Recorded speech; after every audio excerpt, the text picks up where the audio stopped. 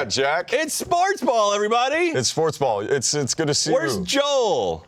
Joel's not here. I'm not sure. Probably off chasing gold. But it's good to see you. It's only been 3 years. Yeah. God, has it been 3 years? Yeah, 3 years. Jesus Christ, I'm old. I know. We're just working on getting this show canceled one more time. Okay. I'm glad to be here for the end of it. We're going to make it a tradition. Like Jim Nantz says at the Masters, a tradition like any other. Or unlike any other. Is this your one shining moment? Is this what we're in? This is my one shining moment. But yeah, I appreciate you filling in because apparently Mia just up and left. Yeah, I heard you pissed her off and she just quit or something. I don't know. I really don't know. She's not going to be here for this episode. I don't know if she's going to be here for the next one. I'm not kidding. I don't know. So she just calls you up not today. We got contractual things that, I don't know, our legal's trying to figure out. I have no idea. But apparently she sent us a video explaining, I don't know what she was going to do, okay. So we'll play this. I'm sure this is going to be wonderful. You know, after contemplating what's really important in life and hearing what Tyler had to say, I've decided to take some time for myself and travel and, just try and find who I really am and what I really want and what I was put on this earth for. I'm not just Tyler's co-host. I'm not just his coffee bitch. I'm not just the person who runs to get the rundown from the printer for him. I'm gonna find out what my purpose is, and I'm gonna do it by traveling and eating and having sex with my boyfriend and not answering any of Tyler's text messages about any of the games this weekend. She doesn't do any of that. I'm sure she fucks her boyfriend. I would say that's weird because I have those same exact things where I don't take your text messages. I fuck my boyfriend. It's great. Yeah. Yeah. I'm not sure. It got to her. It was too much. It got to her. Yeah. I've never made her run to get coffee. Or ever. You make her saunter to get coffee? Sometimes. Or briskly walk to get coffee? I like that secretary walk and holding the coffee like this. That's how it goes. But the reason she did that is because we talked about Vontae Davis from the Bills just up and quitting during halftime. Yeah. Last week he's I'm retiring. And I said it's fine to quit anything. Yeah. I've quit all the time in my life. I think it's a good thing to do. Again, it's a tradition like no other. To quit, and that's my mainstay. So Mia up and left to, I don't know where the fuck she went, but it doesn't matter because I got my boy back. We're gonna do some old school sports. I'm back. I know so very little about sports. Let's do it. All right, so can I tell you what we're going to talk about today, Jack? What are we going to talk about today, Tyler Coe? We have so much to talk about, Jack. So much to talk about. It'd be great. First of all, behind your head is Robinhood. This show is presented by Robinhood. I'm going to tell you a little bit about who and what they are and why you need to join. You need to join those merry band of bandits. Lil Jon and the boys. This week on Sportsball, we're talking Tiger Woods. This is Major League Baseball's last week. Cannot wait to talk about that. We're going to talk about black quarterbacks, talking about college football, pro football, death, and how quickly do you want to meet it? We're also going to finish off with some Pattillo picks. And again, this show is presented by Robinhood. So a new thing we do on the show here, Jack, with Sportsball, is we do a segment called Hot and Bothered. Hot and Bothered. To start the show, you tell me what's got you hot, or you tell me what's got you bothered, or you could tell me what has you both hot and bothered because it is possible at the same time. Oh, okay. All right, so I'm going to start this thing off. By the way, you know what we do? What do you do?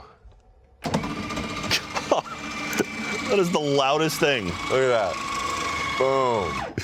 That's what's up right there. We have a TV in the desk. We didn't have that the last time around. You splurged and went for a Trinitron. Yeah, it was a really bad idea because this entire contraption costs the entire show's budget. So I can't really roll that over to a season 2 if we get one. Yeah. It's not going to happen. This desk is coming to your house once the season's canceled, right? Yeah, pretty much. It's going to be your kitchen nook. They're like, this is going to be your career. You could get I'm like, no, get the TV. God damn it, I want it. I want it on a piston. Perfect. How cool is that, right? Spoilers. Yeah, that is actually pretty neat. And if I brought this back to my house, I could definitely incorporate this in the bedroom.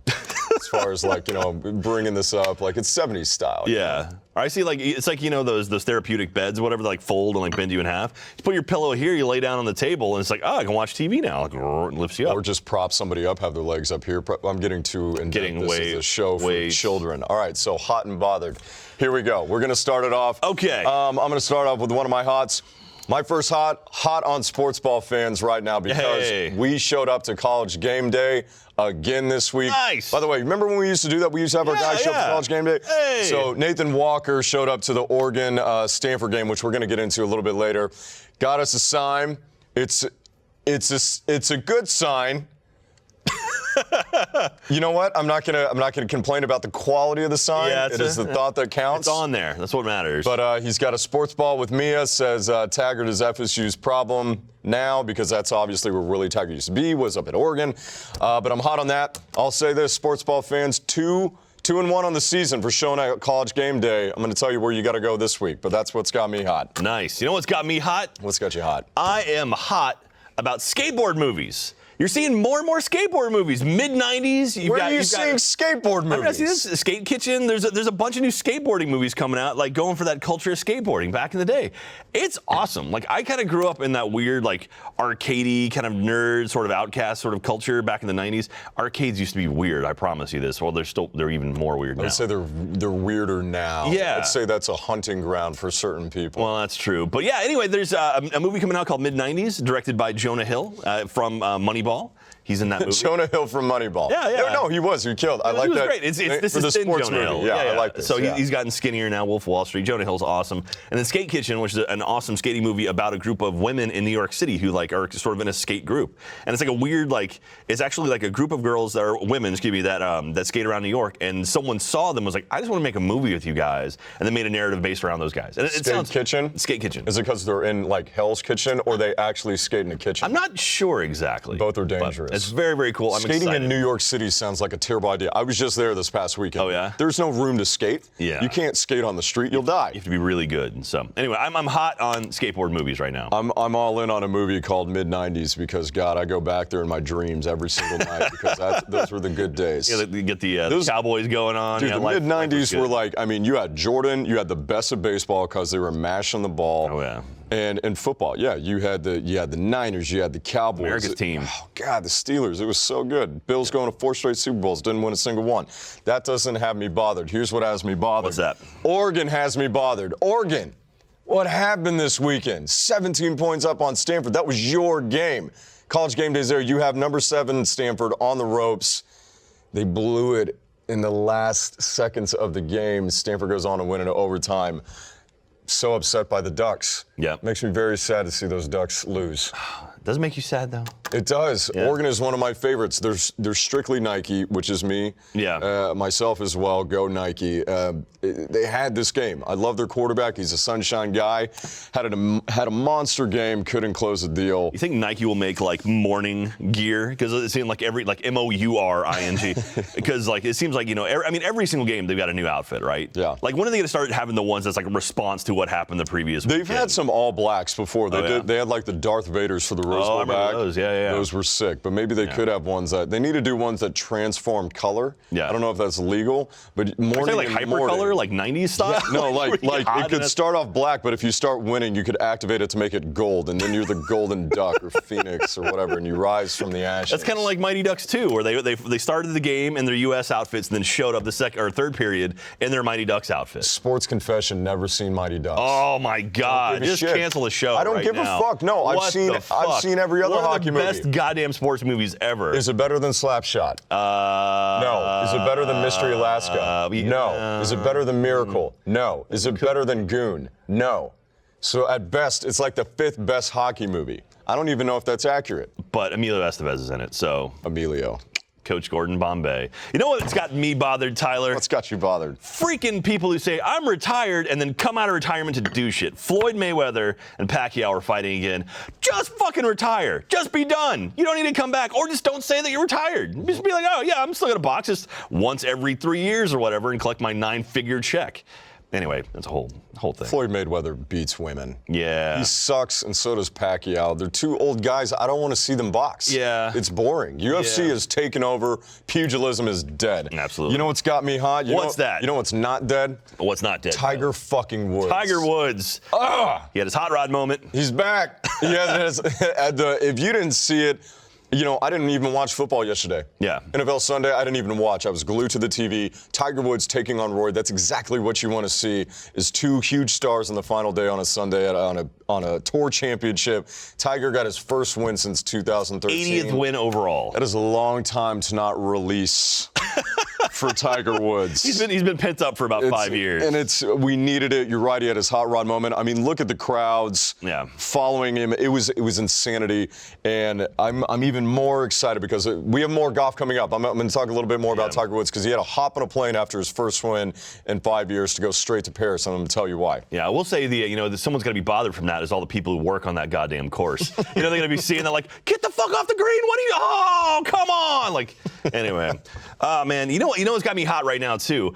I'm like an esports, man. Esports are finally sort of showing up. Like, I think this is 2018 is a weird year where you're seeing the turning point on esports. You're starting to see Siege, you're starting to see Madden, you're starting to see all these games suddenly pop up. The Overwatch World Leagues were on ESPN this year. Like, my friend Golden Boy was on ESPN talking about Overwatch. It's like, holy shit. Like, maybe esports is finally getting the recognition it deserves. I will say, I was very anti-esports. Now that I've started playing it and getting a little more into the advanced sort of like back and forth, I'm really digging it. I think this might be the year. I will agree with you on that. Yeah. I used to be the same way. I didn't really believe in it. I was like, get this nerd shit off my ESPN. I had that old man mentality. Yeah. But then actually getting to go work in it and meeting these people, you just got to be proactive about it. Yeah. And there, to me, and I've said it before, there's no difference between sports, as we will, watching football and then watching somebody play a video game. Yeah. You are watching somebody play a game that you are not playing. It's that you are not as good at. Absolutely. It's literally the same thing. You're watching games. Yeah. One is a video game, one is a football game. It's the same thing. Yeah.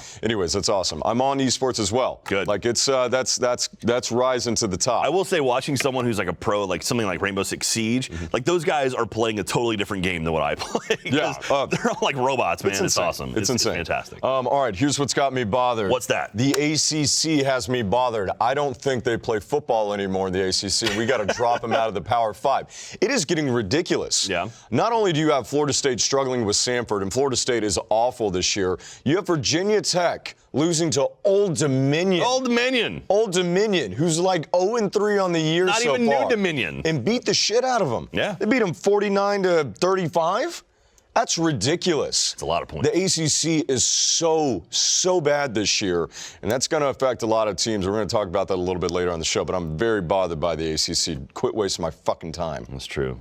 Good tuition rates, though, for Austin Community College. Absolutely. All right. That's all I got, Tyler. All right, I got another hot. You got another hot? What are you hot about, Tyler? I got a few more hots. I got one more hot. Oh, God, you're so hot. I am hot from not a physical standpoint. Even though she's a very good-looking woman, I'm very hot on Rachel Nichols. Okay. Rachel Nichols is one of my favorite journalists, investigators on the planet, works for ESPN, and she took the reins of this huge story happening with the Dallas Mavericks and Mark Cuban and just the workplace environment, allowing people who have committed domestic abuse to continue to work there, a completely male culture.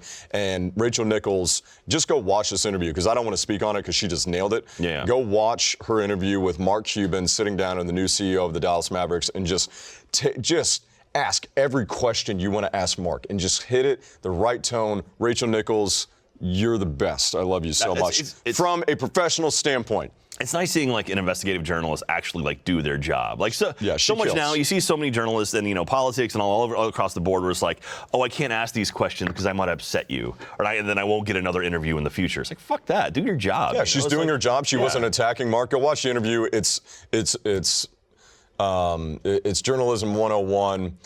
Interviewing 101, she just killed it. So anyways, awesome. I'm very hot on Rachel Nichols. And here's what's got me the most hot and bothered, What is Jack. that, Tyler Coe? Our fans have been wanting this for a while, and, Mia's not the biggest baseball fan, but I am. We are to the last week of Major League Baseball. I'm hot and bothered by all of it. Regular season. We got a week left, pretty much, and it's going to be a race to the finish. This is what I loved. It always happens every single year. Few teams vying. Last week, we're playing Magic. We're talking Magic numbers. How many games do I need to win to clinch? 2.5. I need this team to lose. Yeah. And it's going to be a ton of fun. This postseason, I've said it for a long time. Everybody's been talking about it. It's not like I'm fucking Nostradamus over here. It's going to be an amazing postseason, mainly because the AL has the best teams in baseball this year. every single team. I think AL is going to win the World Series no matter who comes out of it. But we're talking about Boston being one of the best teams of all time from a statistical standpoint. Wow. Yankees have already clinched. Boston obviously clinched as the #1 seed. Cleveland clinched a while back to win the AL Central. Houston is back in as well. And so we're pretty much waiting on the A's, who are going to make it in. It's just more about, could the A's actually win the AL West? Okay. So Astros and A's still have a lot of baseball left to be played. Everybody else is fine. So the AL is wrapped up, but the NL is wide fucking open.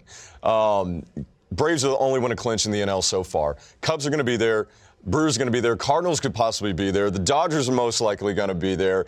I have no idea who's going to come out of the NL, and I love that race because you're going to be glued into this last week. It's always a lot of fun going into that. Yeah, do you like that, though? Do you like, I mean, like, how many games are in regular season in baseball? 162. 162. There are 16 games in regular season for football. Do you like that there's so many more, or does that make it, I mean, really, like you said, it's come down to that last week. It's like, you can play the whole season, no one gives a shit until that last week. Is that better for you? It just kind of depends. I'm a different baseball fan. So, like, I'm a huge college baseball fan. Yeah. I go to Dish Fog here in Austin to watch the Longhorns play every single year. And I kind of like that yeoman's work of going up to every game and enjoying a long season, even though it's not nearly as long as professional baseball. But I think for baseball, for me, it is a comforting thing from an American fan, that it's white noise, that it's there, that I can go to it when I want to in the summertime. Yeah. But I really don't pay attention to the postseason. Yeah. Which I think is fine to be a casual baseball fan in that regard. In the postseason, I'm watching every single game. Yeah. I'm locked into everything because you get the best of the best. I know what the stakes are going forward with everybody. And, like, I just can't wait to, strap in and watch this whole thing. Now, do you like the sort of playoff elimination style where it's like they play 7 games to decide who's going to go on? Do you like that, or do you prefer more of the sudden death elimination? I do, because baseball to me is unlike a lot of other sports where people are going to argue with me on this, which is fine.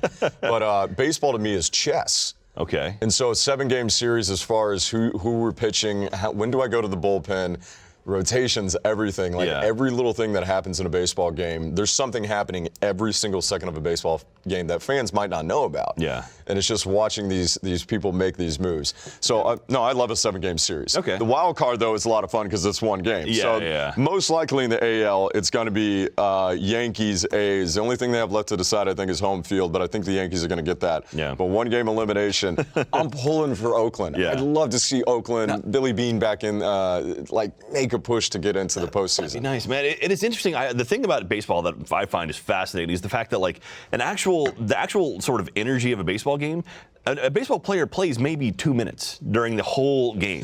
I mean, literally, like, when the ball is actually in play, there's maybe 2 minutes of action. That's it.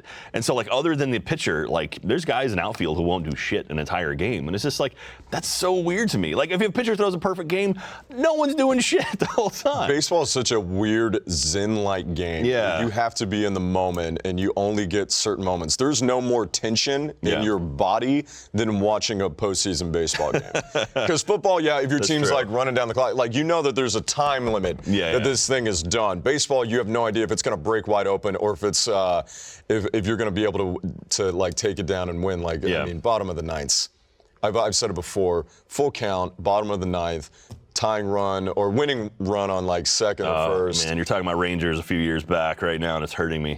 Those are the kind of moments that I live for in sports. That's why I like baseball so much more. I will say baseball, more so than any other sport, baseball is more fun to watch in person.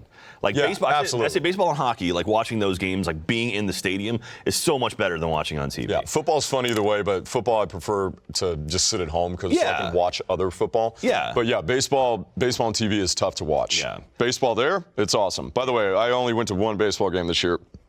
I went to the Stros. Oh, nice. Went to go see the Stros. I can't remember who they played. I fucking love the Astros, man. I'm going to name drop, man. I was texting Reed Ryan, president of the Astros, this past week, and I'm like, Reed, we're going to go back-to-back and get it done, baby. That team is loaded. I love that team. So much fun. Nice. Bregman, Correa, Springer, Gaddis, Verlander, Altuve. You know, my favorite thing about baseball has nothing to do with players or anyone on the field, but the field itself. I love the fact that baseball stadiums are all different. That is such a cool idea. Like the actual field, I mean, you know, the infield and sort of like everything like that, the bases, all the same, but the outside area is all different, and that's such a cool thing. Freaking UT used to have a hill in center field. They literally had Goat Hill? What was it called? They literally had like a ledge you had to climb up to get balls. Like if a ball got wedged back there, it was just stuck.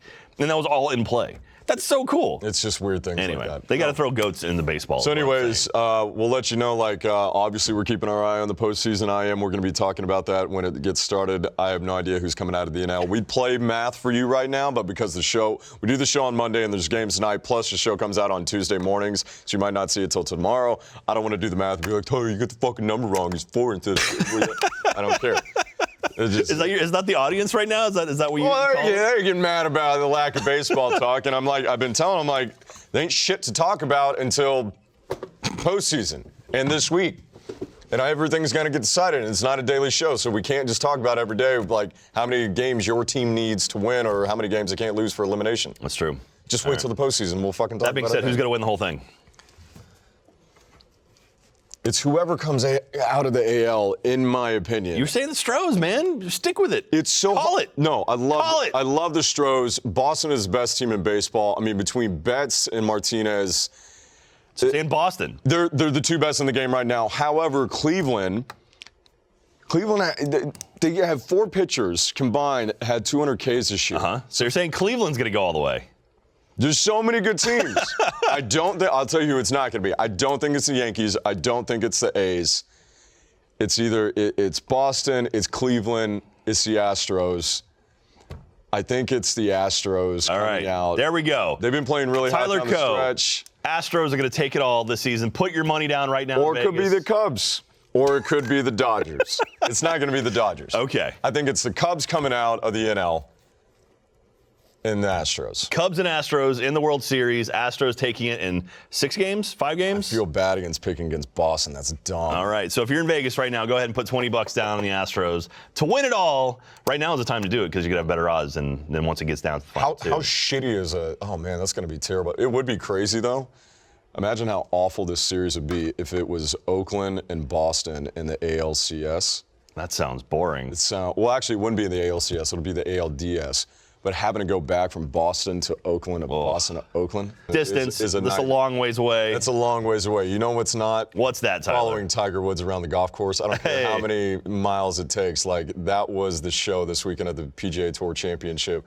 Tiger Woods is back. You know, we're always talking about Texas is back. Yeah, they're not back. Who knows? Tiger Woods is back. This has been building forever.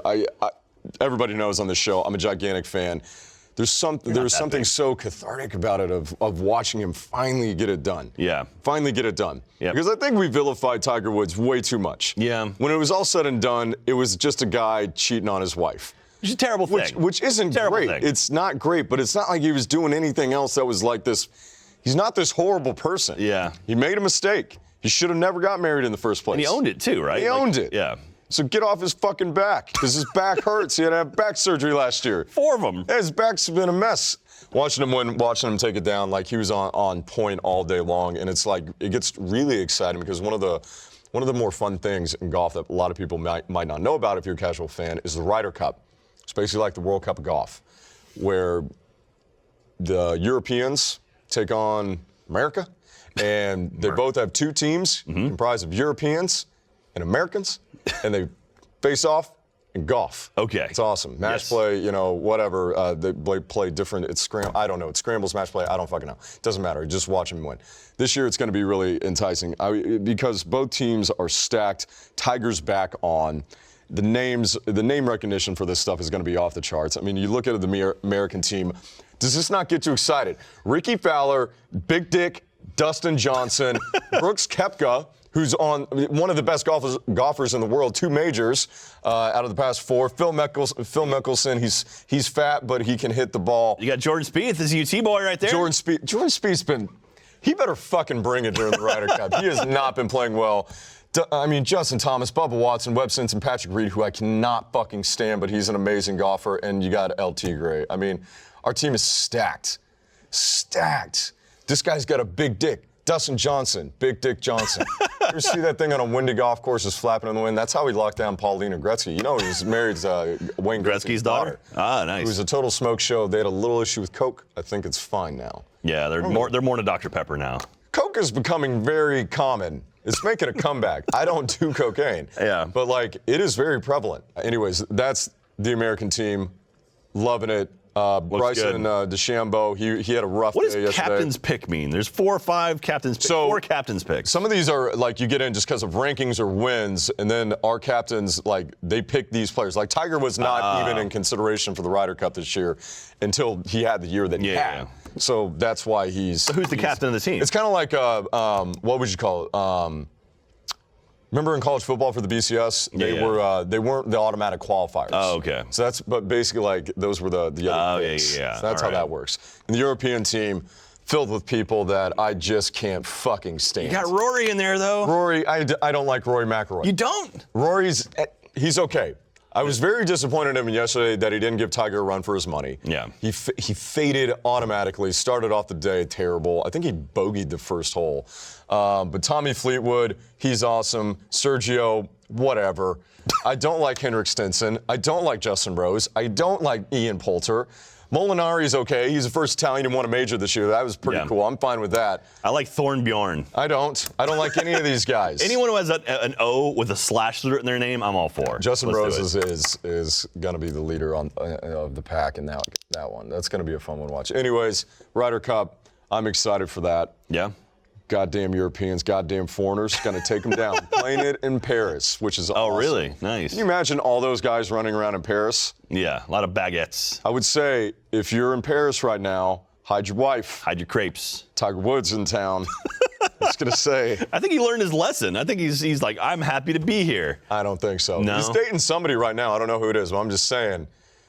Bar the door, Frenchman, because Tiger's coming to town. So yeah, Tiger's flying to Paris. Can't wait to see what happens with the Ryder Cup. Europeans probably still have the nod. It's been a while for the Americans. We'll see. But I will tell you this, Jack. This is what I know.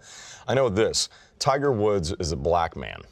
That is true. That it's very hard to deny that. Tiger Woods is a black man who's one of the best of all time, and he is a very intelligent human being, I'd say, because when it comes to his golf game, nobody's better, right? Yes. Well, there's a guy in Texas who doesn't think that black people can make good decisions. I don't know if you've heard this story, but Texas school superintendent Lynn Redden has resigned after he made racist comments toward Houston Texans quarterback Deshaun Watson, who is black. And he posted something on Facebook, which old people who didn't grow up with Facebook, get the fuck off Facebook. You shouldn't be on Facebook. You fucking morons, you're bringing the entire goddamn planet down with you. You gotta go be on Instagram right now. That's the hotness. Christ. Instagram. Anyways. What's Snapchat? So this guy, by the way, where the school is in between Huntsville, Texas and Jasper, Texas. So if anybody knows about Jasper, Texas, you don't want to know it, and you don't want to drive through it. And Huntsville, which is where our maximum security prison is, and we zap a lot of people. They kill a lot of folks over there. It's wedged in the middle of that. So you can imagine what that area is like and the people that grew up there. It's like a racist incubator. It's in East Texas, absolutely. That's what East Texas is a racist incubator. The piney curtain, once you go through the pine trees, you turn into a racist, and black people scare you.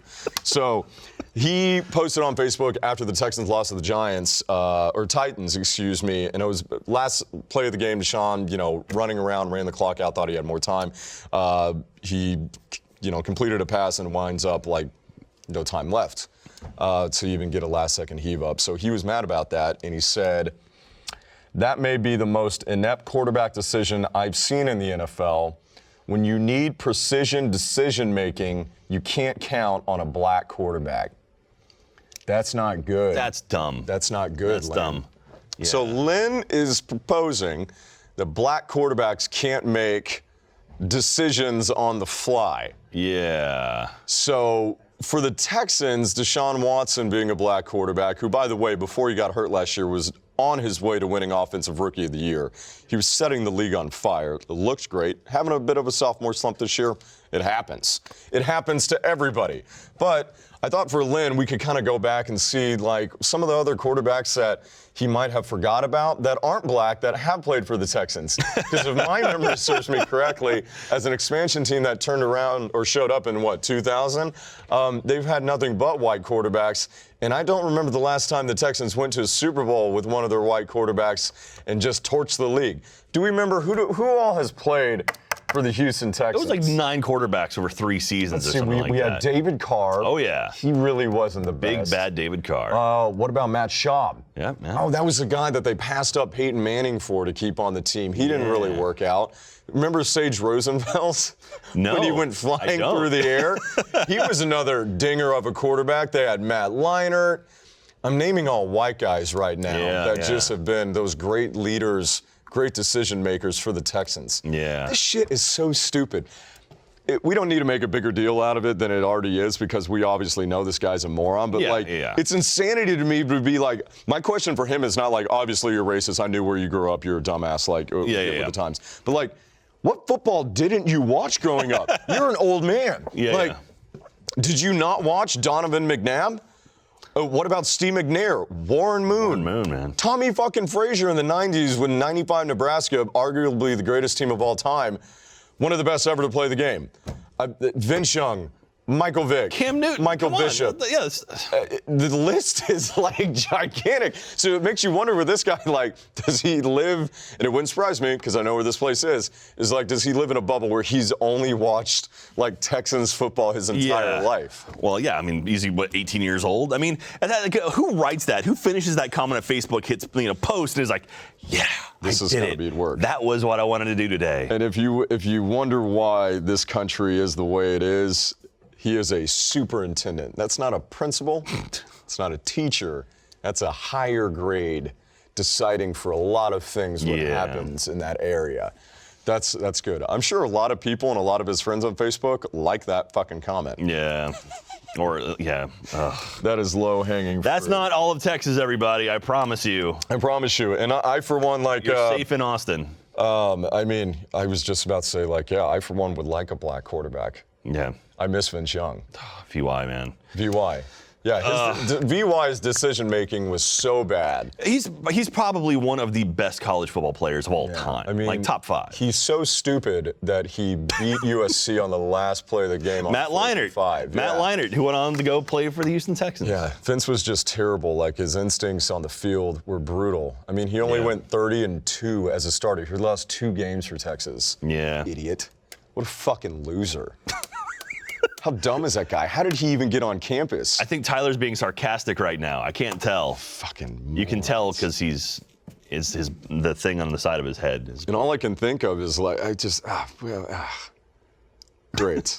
Just good stuff out of Texas. Well, yeah, that's the frustrating thing, because people see that and like, oh, look at all those Texans again as being, like Texans as a state being like, oh, there's racist hicks. It's like, no, we're not. I promise you, Texas is not this way. And there's a difference. There's differences in every state, but for Texas, people need to know that East Texas that's white trash. Yeah, that's white trash. It's not like the rest of Texas, or I would say the rest of Texas may be more redneck. Yeah, definitely more redneck. I don't know. More redneck, like, not necessarily racist. Like, you're out to West Texas where those guys have been living out there, just salt of the earth people who, they're very democratic. We're getting into politics, we'll probably have to cut this out.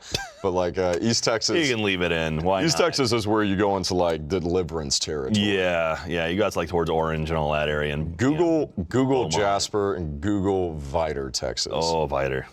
Maybe don't do that. Maybe Google kittens or puppy dogs. It'll give you an idea of what we're talking about. Yeah. Anyways, fuck that guy, and the Texans suck anyways. It's not just on deshaun. So sad. So sad. One of these, I really hope they can turn it around one of these years. It'd be great to see them do. I like a lot of the Texans. I like going to those games. J.J. Watt is sometimes bearable when he's not on Twitter. I've got their defense on my fantasy team right now. It's not going too hot. I just want to see one time in my life, I want to see a Texans versus Cowboys Super Bowl. Both those teams suck. Never going to happen. Cowboys are garbage. Never going to happen. Just got beat by the Seahawks, which a few years ago, it's like, you got beat by the Seahawks. But now it's like, you got beat by the Seahawks. Yeah. Oh, yeah, by the way, another black quarterback who's terrible at decisions, Russell Wilson. He's only won a fucking Super Bowl. Anyways. Just brutal. Yeah. So, Jack. Sir. Do you know who's not black? Who's that? A pretty good guy. Who's that? Robin Hood. Robin Hood. Robin Hood, because he stole from the rich and gave to the poor. and I want to talk about Robinhood, and I want to specifically talk about our Robinhood Game of the Week, which our sponsor Robinhood didn't even know about that we were going to do. But Old Dominion beating Virginia Tech 49-35 this past weekend. That is a Robinhood Game of the Week because Virginia Tech paid Old Dominion to come to their campus. In case people don't know that, those smaller non-conference games, the home team, which is usually the bigger school, will pay the other school hundreds of thousands of dollars to come get a loss. Like Maryland. Like Maryland, yeah. So Old Dominion not only took the money from the rich, and they stole a victory away from Virginia Tech. So congratulations to Old Dominion, and that is our Robinhood Game of the Week. And of course, this episode brought to you by Robinhood. It is an investing app that lets you buy and sell stocks, ETFs, options, and cryptos, all commission-free. That's the big thing. They strive to make financial services work for everybody, not just the wealthy. I downloaded the Robinhood app, and it's awesome. It's super easy. It's great for beginners like myself who I've never been good at cash. And with the app, I don't have to pay any commission fees, so I can trade stocks and keep all of my profits. You learn how to invest as you build your portfolio. You can discover new stocks, which is really cool. You track your favorite companies. Go Nike. With a personalized news feed, you can set up custom notifications for price movement so you never miss a right moment to invest. Very easy for a simple person like myself, who's not good at precision decision making. Robinhood is giving Sportsball fans, this is the big one, free stock. You get a free stock in Apple or Ford or Sprint or Nike to help build your portfolio. Sign up at sportsball.robinhood.com. That's sportsball.robinhood.com. So that can lead us into college football because that was quite the game of the week. College football. And I talked about this is your bread and butter. You love some college football. I do. I've been off the last couple of years as UT has kind of fallen apart. I've sort of we've gone through a couple coaches, and now it's just like UT does this bullshit thing where they come out of the gates just dead. It's just like basically like the gate opens, the horse falls over right on his face. So that's what UT's been doing. They start off just super shitty, and then they win a game they're supposed to win, and then they win a game they're not supposed to win. And everyone's like, oh shit, well maybe it was just they had a rough start, they're on it, they got their wheels under them now, and then they just fall apart. And then we'll end up going 7-7 or something like that, and just have a mediocre season. Like, well, next season's our year. I'm fucking sick and tired of that. I don't know. Texas might be back. Texas might be back. This year, and I said at the beginning of this year is filled with some weird juju going into it. There's a lot of weird things happening in college football. I think you're starting to see some, because college football and just sports in general are cyclical. Yeah. Blue bloods that have been up forever will start to go down. New teams emerge, new leaders, new players and coaches. It happens every single year. And this year, it's going to be really interesting. We're seeing the ACC, one of the better conferences, completely dissolve. And from top to bottom, it is garbage. Clemson is in a very unique situation right now because we talk about Old Dominion beating Virginia Tech. We've seen Florida State struggle. This is a conference that, if you're Clemson, you can't afford to lose a game. Yeah. And they got a big game coming up this weekend against Syracuse, a team that beat them last year. Clemson was still able to make it into the playoffs, but I think with this league being so down, I don't know if Clemson can afford that. Yeah. And that's an interesting thing to see. This past weekend, you saw Oklahoma almost lose to Army at home. Had to go to overtime with Army to win. Georgia's defense, little suspect there against the Tigers. And you have a team in Kentucky in the East that's undefeated. They're 4-0, beating ranked teams. And they're ranked for the first time since God knows when. Maybe that's a team that can take down Georgia. I think there's going to be some weird things that happen this year. Yeah. Big Ten is odd. Penn State don't know what to make of them. Struggled against Illinois and then put up like 50 goddamn points in the third quarter. It's going to be an interesting year. So I don't think it's all said and done. Because at the beginning of the year, you're looking at Alabama, Ohio State, Clemson, Oklahoma. Everybody was like, nah, they're in. We said the same things. The only team that will be in the playoffs this year is Alabama. That's a guarantee you can make. Nick Saban is pleading with reporters, by the way, to talk about how bad his team is. Literally at the last press conference, he said, please write about some of the things that we're doing poorly. Yeah. Because that team is so good. So when you're in Vegas, put a parlay on Alabama and the Astros. All right, there you go. You're gonna make a lot of money. Those Tyler Coe. What is a parlay? A parlay is when you make multiple bets. They all have to hit, and you get paid a whole lot more money. There you go. There you go. So yeah, this is a very interesting college football year. Teaching people how to bet. We've seen some great games. The game of the year so far was this past weekend, Oregon-Stanford, which is where our college game day guys showed up, which I was really excited about. And remember, you need to show up to this college game day, which is Ohio State at Penn State. Ooh. Huge game. National title implications for that one in Happy Valley. That's the big one. So Happy Valley, Penn State does their huge whiteout game. Yeah. So many jokes to make right there. I hate Penn State. Yeah. I hate Penn State. I have no problem saying it. I was in New York this past weekend. I was at a bar. I was at a bar called Little Jimmy's, or no, Brother Jimmy's. Brother Jimmy's. That sounds like a New York in Manhattan. Bar. Yeah. It's got a pig on it. It's a pig on the building. It's a bro bar. Yeah, yeah. I was there for a Penn State watch party. Why? It was the thing. And I'm there and I'm watching it with these Penn State fans, and I'm just looking around the room and I'm like, all of these people are Joe Pa apologists. All of them.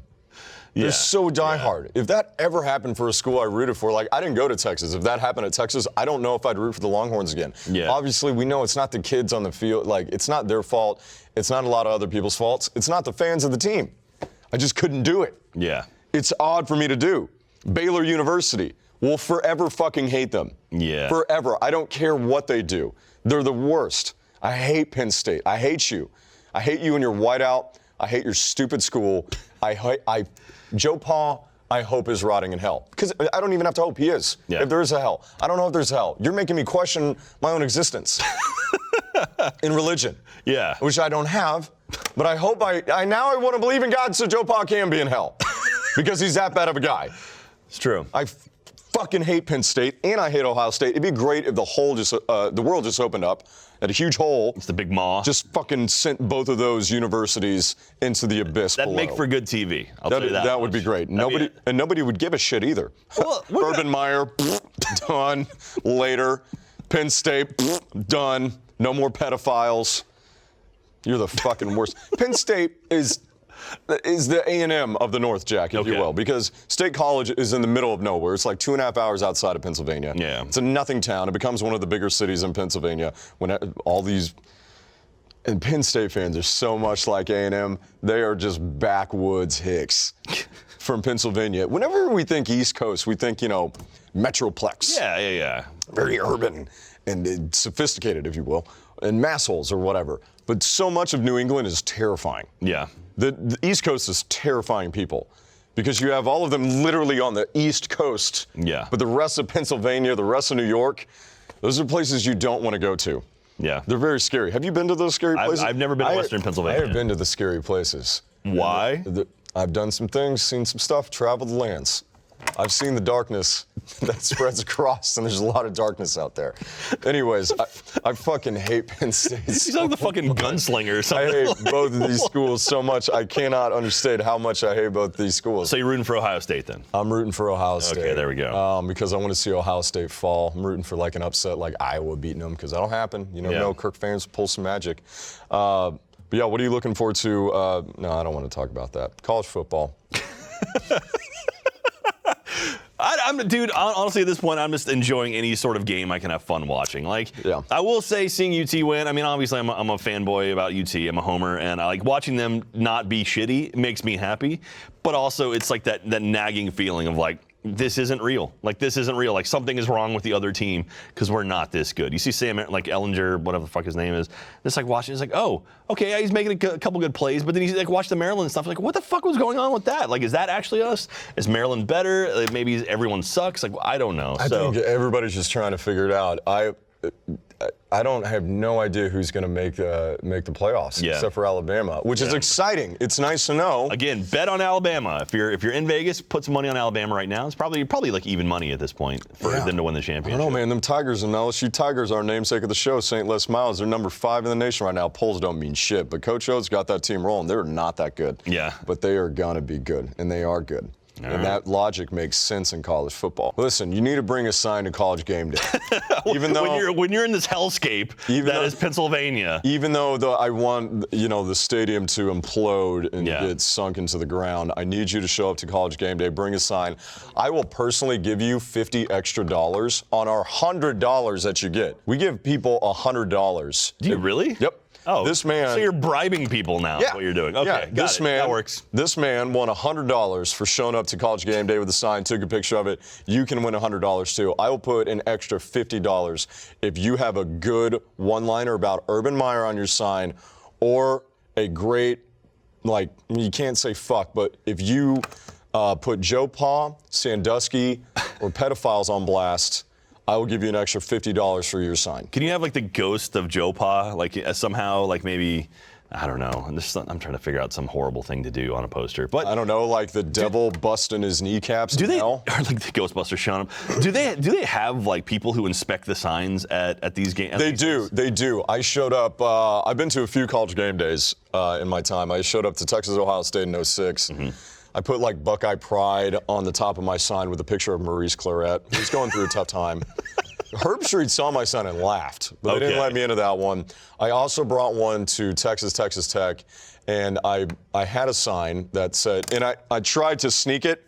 I had one of the signs that folded in. Yeah. And then I put I tried to mask it like I put something else on the front. They figured it out. But it said Mike Leach wipes back to front. Ah, okay. Which is disgusting.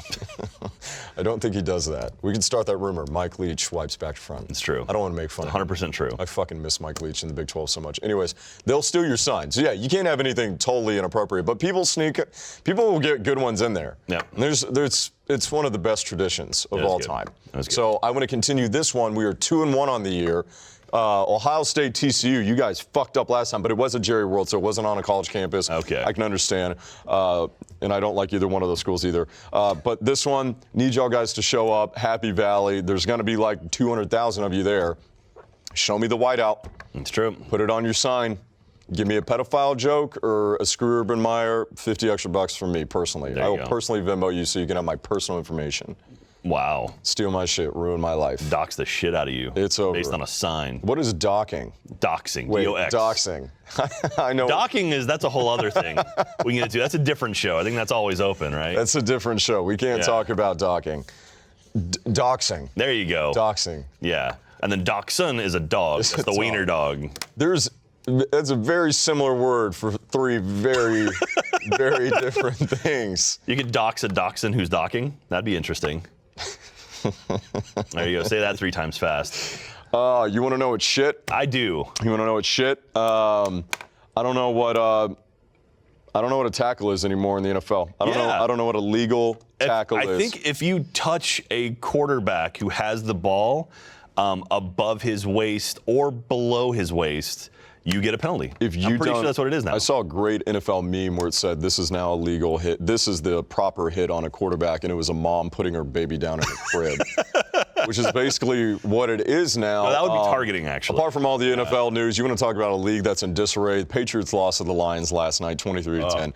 I don't even know what Tom Brady's doing with his life. I think he's going to quit. He fucked the Patriots. Belichick, he's out. I have no idea. Patrick Mahomes is setting the world on fire at Kansas City. He can't be stopped.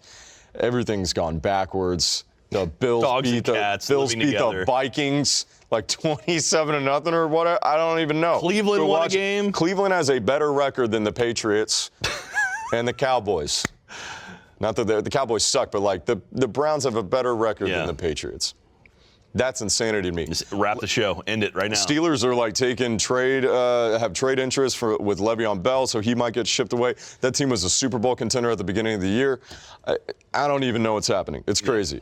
Anywho, the craziest thing, though, is like the reason I watched golf yesterday is kind of for shit like this. I haven't wanted to admit it, but like there's so many things in the NFL that bother me because it used to be where you get excited about a big hit. Now, after you get a big hit, it's that bated breath of like, and I don't want to feel that way. Yeah. I want to feel excited about a hit, and instead of waiting for the flag. So just Clay Matthews, who had a roughing the passer call against Kirk Cousins that led to the Vikings in Green Bay tying in week 2. This is Clay doing the same thing. I don't know from a physical standpoint, what Clay Matthews is supposed to do in tackling an opposing player. So what is it now? You're not allowed to land on the quarterback? You can't land on the quarterback. The helmet just basically can't even touch the body. Yeah. You can't launch yourself into the quarterback. A lot of these things are subjective. It's just in the eyes of the ref.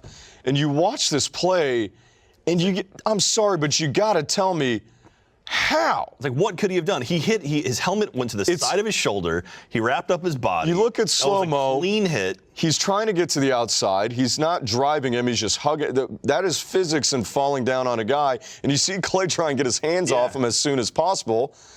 That's a good, clean hit. Yeah. The only other thing you could do is that if you want to make National Football a Nancy League, the Nancy Football League, is you just hug him and stop. It's flag football. Fuck it. Let's just do flag football. It could just be flag football. There you go. If you hug the quarterback, I guess maybe for a second, that's it. Maybe you have to hug him and give him a soft kiss. Maybe a soft kiss? I don't know. Like right on the ear. And I've gotten to the point, and this is where I got blasted before, but I've said it that football, to me now, is like cigarettes. And that if you smoke cigarettes now, after all big tobacco back in the 90s, I'm telling you, man, we need to go back to the 90s. 90s were fucking where it was at. You got skateboard movies coming out mid-90s. Yeah. Talking about that. After big tobacco came out, everybody knows now, everybody on planet Earth knows now, that smoking cigarettes can cause cancer and it can kill you, among other things. Yeah. And people still smoke, and that is their choice and their prerogative to do so. With CTE and its prevalence now, and it's out there in the open, even though the NFL is slow to still admit it, everybody knows now. Mom, dads know from Pee Wee football on, seeing their sons get drafted, that is a risk that these players are taking at any level, no matter what. And to me, I feel that for the game of football, you just have to admit it. And if you want to go in and if you want to play football, you have to know that that is going to be one of the risks. And crying foul after the fact, it can't really be accepted anymore. Yeah. Obviously, you don't want anybody to die. Just like if, one of your friends smokes cigarettes and gets cancer, you don't want them to get cancer. But it's also like you knew this was one of the risks. Yep. Now, obviously, there's a lot the NFL can do. The NFL can do more. They can better pensions, retirement funds, like life insurance and just plain out medical insurance for CTE or anybody getting infected with Alzheimer's, dementia, which have all been linked to this. And, last night I was watching the new ESPN 30 for 30 with Junior Seau. Mm-hmm. Again, the 90s. Oh, my fucking God. Junior Seau was such an amazing player. He was the epitome of linebacker in the mid-90s. He was a freak athlete. And if people don't remember the tale, obviously after football, had some rough years, domestic abuse charge, and then he shot himself. And the unique thing about his suicide, in case you don't watch his 30 for 30, which you really should, to just give you an idea of like what brain disease in general, even if it's not football, can do to a human being. He shot himself in the chest. The reason he did that is because he wanted people to study his brain. And the NFL athletes who have committed suicide have followed this trend. There's actually a player before him that did it first, that they shoot themselves in the chest and leave notes saying, have them look at my brain. Because they know that something's wrong. Yeah. And so I get what the NFL is trying to do with going out of their way on the field to protect quarterbacks and protect big hits like that from happening. But there's got to be a happy medium as well, because you cannot have both. Yeah. It's so simplistic now. You cannot have both. It is a violent game one way or the other.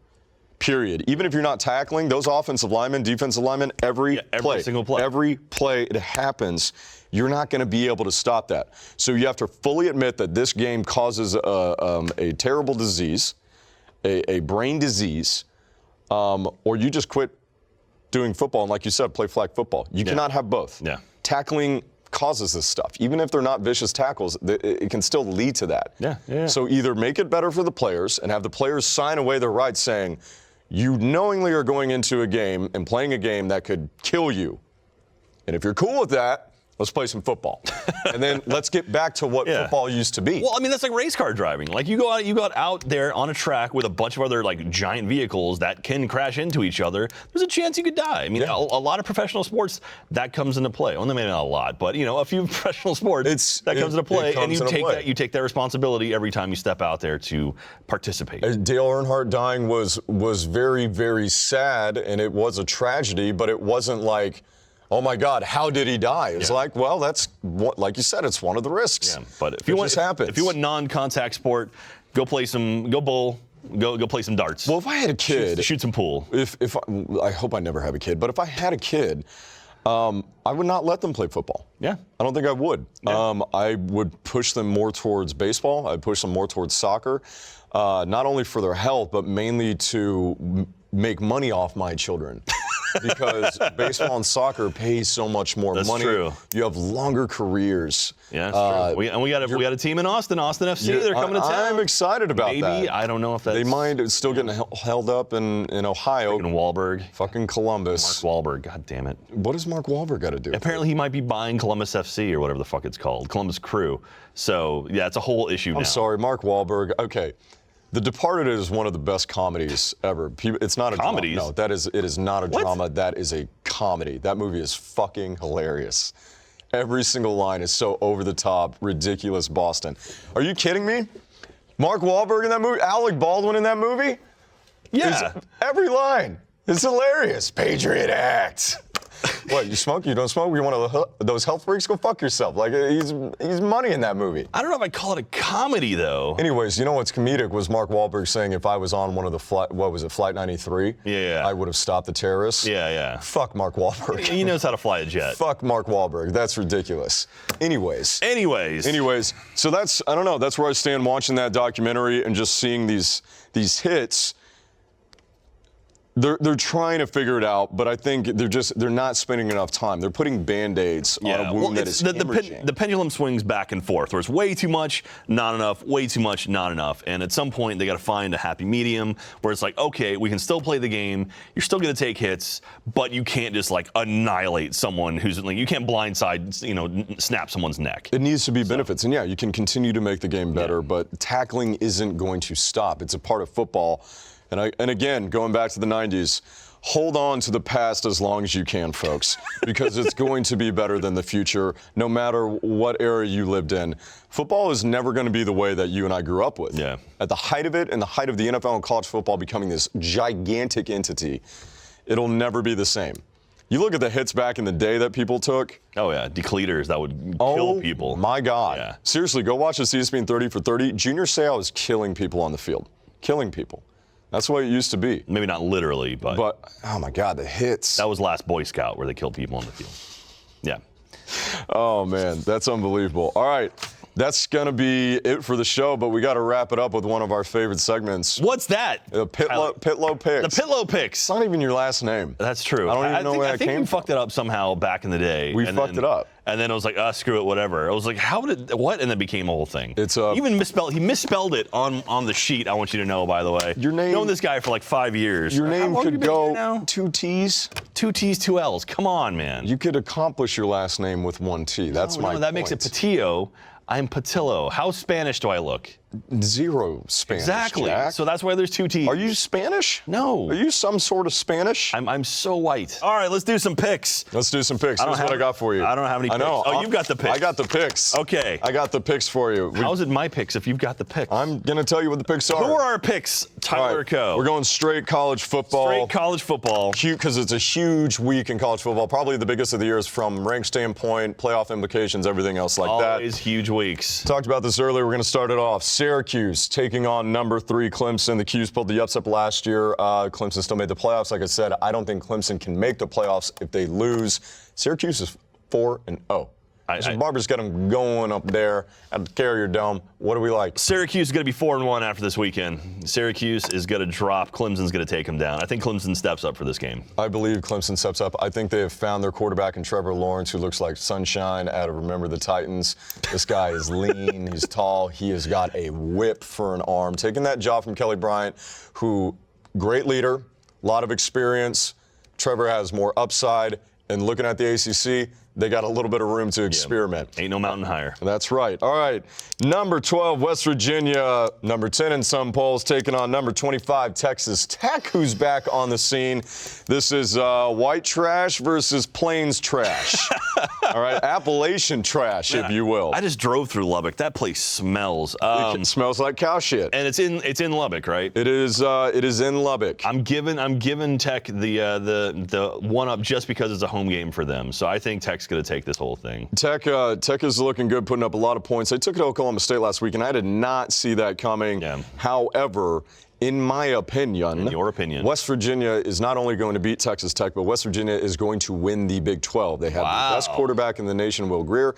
They have one of the best wide receivers in Stills, who led the league, or led the all of NCAA last year in touchdown receptions. I think West Virginia is going to win. I also think it's interesting because Cliff Kingsbury, who's a very handsome man with a very deep voice and like Ryan Gosling-esque features, is going up against what he will look like in 20 years in Dana Holgerson. Who used to, I imagine Dana used to look like a Cliff, and then the baldness, the mullet, the visor with the Red Bull, that's going to be Cliff after like It's like the first 5 seconds after that guy drank out of the wrong cup in Indiana Jones. Like before his face melted off, but like everything got bad. Yeah. That's what it's going to be. All right, so we're split on that one. We're split on that one. All right, we got BYU taking on number 11 Washington.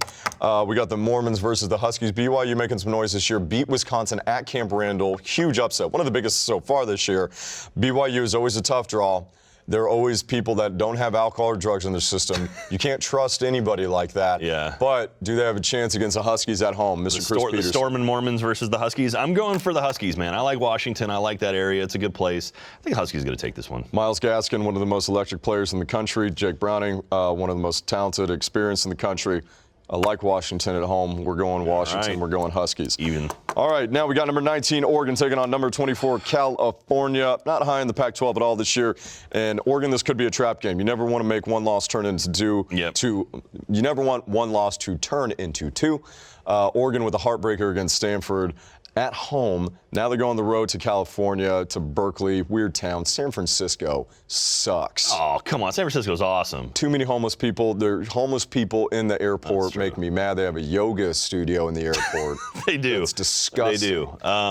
I got to say, Oregon's going to come out of this one. They're going to come out of it kicking, so I think they're going to be fine. Oregon, coming off a loss, they're going to want to step up and sort of show everyone they're not terrible.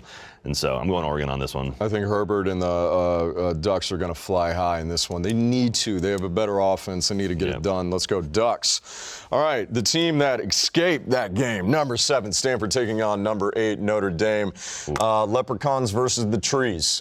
This is what you got. Two institutions of higher learning down there at old Stanford and Rudy versus Notre Dame. Rudy versus a tree. Rudy versus a tree. I think Stanford's coming in hot off that Oregon win, and I think they're going to go in there and take down Notre Dame. Not so fast, my friend. I would say I would have given Stanford the edge in this one by far, because Notre Dame has not been good on the year, squeaking by in games, haven't looked tight. Switched quarterbacks last week to Ian Book. Holy shit, they took off. All right. Infuse life into that offense. That guy was money. If he can do that again this week against Stanford, Notre Dame might have just figured out a big question mark, and they could fly. I'm going to go Leprechauns in this one. This is a great coaching matchup, too. David Shaw, Jim Kelly. This is a really good one. I'm going to go split. All right. I'm going Notre Dame. Touchdown Jesus at home. You like those Leprechauns? I like those Leprechauns. They're pretty good. It's a beautiful campus, too, by the way. I've never been there. I've heard nice things. So green. Yeah. You walk around, you go to the grotto where they have candles and you pray to Rudy's. That's where all the playmates hang out, Ghost, right? yeah. You go 4 horsemen all over campus. You got the Golden Chapel. It's amazing. You go to linebackers. Or it's the linebacker or linebackers, which is their bar. It's got a pole in there. That's pretty cool. You can go to the pole. I like a Notre Dame, man. All right. I tell you, I like a Notre Dame in this split on that one. All right, last one before we get you out of here, Jack. Big one of the week we already talked about. This is where College Game Day is. Remember to show up. If you're a Penn State, Ohio State fan, if you live in the state of Pennsylvania, show up. Show up and yell at me for calling you guys awful, because you are. Number 4, Ohio State traveling to number 9, Penn State. This is a gigantic game in the Big Ten. This could decide it. These two teams, a lot of good history. Penn State won 2 years ago in an epic thriller. Last year was an epic thriller. Ohio State won by 1 point. This is a big battle. Trace McSorley is without Saquon Barkley at Penn State. They're in the backfield. Look pretty good against Illinois. You're going up against a loaded Ohio State team. Nick Bosa still might be out for this game. I'm not sure, but J.K. Dobbins, Ohio State, is one of the best running backs in the country. They got Urban Meyer back. He's happy that he's back. Completely swept all his shit under the rug. These are two schools well-versed in sweeping shit under the rug. Which one is going to get the rug pulled out from underneath them, Jack? Can you vote for giant hole in the ground? Is that a pick you can make right there? Or I'll lock it in. And guess what? I'm going giant hole as well. All right. In all seriousness, Oh, God damn, man. I don't know. I think Penn State steps up for this one. I think they're gonna take down Ohio State. Ohio State's gonna come in thinking they're hot, and this like, oh, we got our coach back. Nope. And then I think they're gonna get too confident and they're gonna lose this one. You know, all shit talking aside, the whiteout at Penn State is one of the better traditions. It is one of the largest stadiums. That is an unbelievable game atmosphere when they had that going on. This is the biggest game of the year for Penn State. Ohio State's going to win this football game. All right. I think they have too much talent. I think if you've watched Penn State this year, they have struggled big time in the first quarter or first half of games. They're definitely a second half football team. You saw that against Illinois last week. Trace McSorley's a gamer. I still like Ohio State in this one. All right. We'll see. There you go. Split on that one. All right. That's pretty good. I think last time when I came in and I was on your TV, we went. You and I both went 2-2. Me went 3-1. So yeah, we both picked Texas to lose, and shockingly enough, they won. Somehow they won. Yeah. Last week I picked all the bird teams in the NFL to win. Yeah. There's 5 of them at home, and I was like, 5 home games in the NFL. That's huge. 3 out of 2. That's not terrible. Mia picked 3 out of 2 to win. Okay. So she got it right, but she doesn't work on the show anymore. That's true. Apparently she quit. I have no idea. Stuck with me. I think I might be stuck with you. I don't know. Maybe we'll have you around next week. All right. Or maybe I'll go dig up Joel from one of his crazy holes that he's living in. Yeah, he's somewhere upside down hanging from the rafters. He's got to be in his fucking bunker. Yeah. That guy. Surrounded by gold. Just going eating his crazy. Rations and That's whatever. pretty much it. Yeah, watching the show and then just bitching about China and tariffs. There we go. There we go. Anyways, Jack, that was a lot of fun, brother. Absolutely, it's good man. to Thank you very much for having me on. That's going to be it for Sportsball. Thank you to our sponsor, Robinhood, today. If you want to get into crypto trades, man, Joel could tell you all about that. But that's going to be it for Sportsball. We will see you guys next week.